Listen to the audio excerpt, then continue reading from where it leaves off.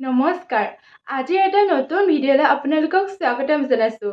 আৰু আজি প্ৰথম কুৱেশ্যনটো হৈছে অসমৰ কোনখন চহৰক সাংস্কৃতিক ৰাজধানী বুলি কয়?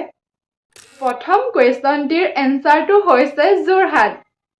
2 নম্বৰ কুৱেশ্যনটোলৈ আগবাঢ়িছোঁ। আপোনালোকে জানেনে বাৰু উত্তৰ পূৰ্বাঞ্চলৰ পুলিচ একাডেমীখন কোনখন ৰাজ্যত অৱস্থিত? 2 নম্বৰ কুৱেশ্যনটোৰ এনচাৰ হৈছে মেঘালয়। 3 নম্বৰ কুৱেশ্যনটিলৈ আগবাঢ়িছোঁ। আপোনালোকে জানেনে বাৰু ব্ৰহ্মপুত্ৰ নদীখন কোন দিশৰ পৰা কোন দিশলৈ বৈ গৈছে? 3 নম্বৰ কুৱেশ্যনটিৰ এনচাৰ হৈছে পূবৰ পৰা পশ্চিমলৈ বৈ গৈছে। 4 নম্বৰ কুৱেশ্যনটিলৈ আগবাঢ়িছোঁ। আপোনালোকে জানেনে বাৰু অসমৰ একমাত্ৰ সৈনিক বিদ্যালয়খন ক'ত অৱস্থিত?